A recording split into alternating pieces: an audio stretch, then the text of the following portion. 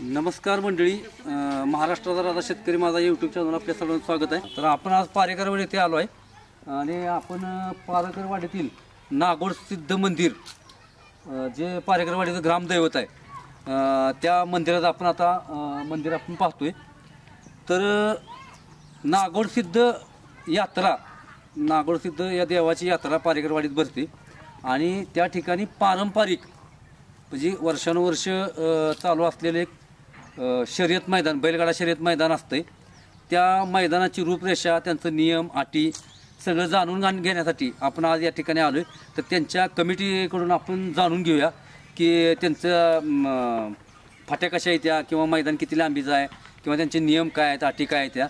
तर चला आपण त्यांच्याकडं माहिती घेऊया.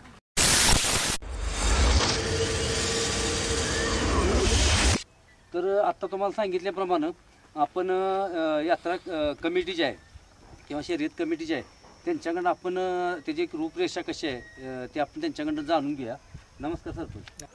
तर सरपंच, तुमची जी शर्यतची परंपरा आहे किंवा ही शर्यत तुम्ही आत्ता चालू केली आहे का ही पहिली ज्या अगोदर पण होती?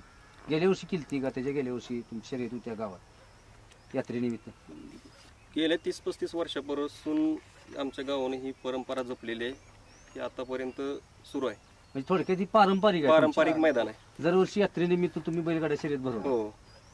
बर, आता मला सांगा तुम्ही तुमच्या ह्या बक्षिसाचं कसं आहे रूपांतर तुमचं? बक्षिसाचं स्वरूप असं आहे, पहिलं बक्षीस आहे 55,555, द्वितीय बक्षीस आहे 44,444, तृतीय बक्षीस आहे 33,333, चतुर्थ बक्षीस आहे 22,222, पाचवं बक्षीस आहे 11,111 आणि सहावं बक्षीस आहे 7,777. बरं, आता ह्यात ओपन मैदान नाही नाही, आदत आणि दुसरा. आदत एक आदत बैल, दुसरा बैल, आदत आणि दुसरा बैल आणि दुसरा आणि बैल अशा प्रकारचं स्वरूप आहे. पण ते गावगट वगैरे काय आहे का ह्यात? गावगट आहे ते स्पेशल असणार तुमचे का? नाही, गावगट फक्त एक त्यात पळवणार आहे. सेपरेट तुम्ही गावगट पळवणार आणि त्यातनं जी कोण येईल ती फायनल असणार. हा, अशा प्रकार म्हणजे त्यांचा एक गट सोडणार फायनल मध्ये येणार. बरं, असे तुमचे आता बक्षीस टोटल 6 बक्षीस आहेत. 6 बक्षीस आहेत म्हणजे 6 जणांना देणार. बरं, तुमचं आपले जे मैदान आहे त्याची टोटल लांबी किती? 750 फूट. 750 फूट आणि रुंदी प्रत्येक ह्याची फाटी 12 फुटाची. 12 फुटाची फाटी. किती फाटे आहे? 8 फाटे आहेत. 8 फाटे आहेत सगळ्या. बरं, आता आपण जे मैदान घेताना तुम्हाला माहित आहे की नियमाप्रमाणे आपल्याला जी रितसर परवानगी घ्यावी लागते. तर तुम्ही ती मैदानाची आपण रितसर परवानगी घेतलेली आहे. मैदान ही शासकीय नियमानुसार होणार आहे सगळं. बरं,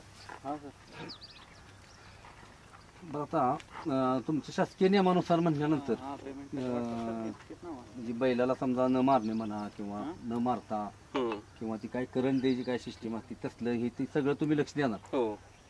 कॅमेरा तुमचं किती असणार? म्हणजे लाईव्ह असणार, पाठीमागणं असणार का कुठनं कॅमेरा असणार? आमचे 2 कॅमेरे आणि निर्णय हे स्क्रीनच्या साह्याने आणि ड्रोनच्या द्वारे दिला जाणार आहे. बरं, त्यासाठी 2 कॅमेरा, एक ड्रोन, स्क्रीन सगळी व्यवस्था केलेली आहे. स्क्रीन ही सगळी व्यवस्था. तुम्ही निर्णय देताना कशा पद्धतीने देणार आहे? म्हणजे पायावर म्हणा किंवा बॉडीच्या कुठल्या पार्टवर देणार आहे तुम्ही?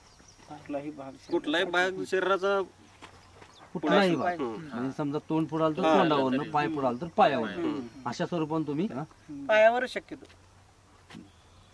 मैदानाच्या बाबतीत थोडा आपण विचार केला तर पूर्वी जे मैदान होतं पूर्वी म्हणजे पाठीमागच्या वर्षी उत्तर दक्षिण खाली असं वरच्या बाजूला होतं. आता आपण नव्याने पूर्व पश्चिम असं मैदान तयार केलेलं आहे आणि एकदम म्हणजे जसा बैलगाडा मालकांना जसं फाट्या पाहिजे असते तसं एकदम ओके मध्ये फाट्या आहेत आणि बेस्ट मध्ये मैदान ह्या वर्षी आपल्याला पारेकरवाडीचं मैदान पाहायला मिळणार आहे. तर मित्रांनो, त्यांचं असं म्हणणं आहे की ह्याच्या अगोदर किंवा मागच्या 1-2-4 वर्षापूर्वी कधी असं घडलंय की यांचं उत्तर दक्षिण मैदान होतं आणि त्या ठिकाणी चढ उताराचं प्रमाण जरा जास्त होतं. त्यामुळं बैलगाडा मालक किंवा त्याचं नको वाटायचं बैलाला किंवा त्रास होईल असं म्हणून. तर ह्यावेळेस त्यांनी म्हणजे योग्यरीत्या पूर्व पश्चिम मैदान बनवले. फाट्या अतिशय सुंदर अशा बनवल्या, त्या कुठेही जास्त चढ उतार नाही थोडाफार चढ उतार आपल्याला बघायला मिळेल, पण एवढा नाही. म्हणजे प्लेन आहे फाटी. पहिली फाटी अतिशय उताराची किंवा चढायची अशा प्रकारची फाटी होती. त्यावर ह्या वर्षी त्यांनी त्यात बदल केला आहे. तर बैलगाडा मालकांनी ही न्यूज बघून प्रत्येकाने बाबा परवा 13 तारखेला ना मैदान 13/4/2024 पारेकरवाडीत मैदान आहे. तर सगळ्यांनी इथं यावं, उपस्थित राहावं अशी सगळ्यांना बैलगाडा मालकांना चॅनलतर्फे आणि यांच्या कमिटीतर्फे विनंती करतो. आता सरपंच किंवा यांच्यातलं कोणतरी एक तुम्हाला सांगेलच. आणखीन मला एक सांगा, आता बऱ्याच ठिकाणी असा प्रकार असतो की वशिलाची एक सिस्टीम असते, मधनच गाडी देणं, बरोबर आहे का म्हणा, किंवा फायनलला सोडते ती गाडी. असं ह्याचं काय होणार नाही. पारदर्शकता एकदम पारदर्शक होईल. तर कुठल्याही प्रकारचा वशिलाबाजी वगैरे काय होणार नाही. आणि सगळे निकाल स्क्रीनवरती असतील, त्यामुळे एकदम पारदर्शक होईल. आता निर्णयाला म्हणजे तुमची पंच कमिटी असणार, कमिटी नेमलेली आहे. पंच कमिटीचा निर्णय अंतिम बघू शकते तुम्ही. पण एक 5 मिनिटं 10 मिनिटं किती वेळ देणार तुमच्या ऑब्जेक्शनला? दुसरा गट होईपर्यंत ऑब्जेक्शनला वेळ आहे. त्यांनी स्क्रीनवर बघायचं आणि आपल्याला दाखवून द्यायचं. समजा त्यातून चुकीचा वाटला निर्णय तर. पारंपरिक जे आमचं बैलगाडा हे मैदान आहे हे रितसर 100% पाडण्यामध्ये सहकार्य सगळ्या गावकऱ्यांचा असणार आहे. त्याच्यामध्ये सर्व बैलगाडा सुद्धा शौकीन आमच्या गावामध्ये जवळजवळ 45-50 वर्षापूर्वीपासून त्यांची बैल आहेत. त्यामुळं असं काय आम्हाला काय कोणाच्या दडपणाखाली आम्ही निर्णय घेणार नाही. सगळे असलेले पंच आहेत, सगळ्यांच्या अनुमताने निर्णय हे देण्यात येणार आहे. कुठल्याही बैलगाडा मालकावर अन्याय होणार नाही. तर मित्रांनो, कुठल्याही बैलगाडी मालकावर अन्याय होणार नाही याची दखल पंच कमिटी घेणार आहे असं त्यांनी आश्वासन दिले. तर ज्यांना परवा दिवशी 13 तारखेला शक्य आहे त्या सगळ्यांनी आपले बैल घेऊन या ठिकाणी मैदानात उपस्थित राहू. आणि महत्वाचं म्हणजे तुमची प्रवेश फी किती आहे? प्रवेश फी 700 रुपये. 700 रुपये. हा, आणि टायमिंग तुमचं सांगा. सकाळी 9 वाजता मैदानाला सुरुवात होईल. बरं, प्रवेश फी स्वीकारण्याचं टायमिंग किंवा गाडी नोंदवायचं टायमिंग? गाडी नोंदवायचं 9 वाजता सुरू होईल, 10ला बरोबर मैदान चालू होईल.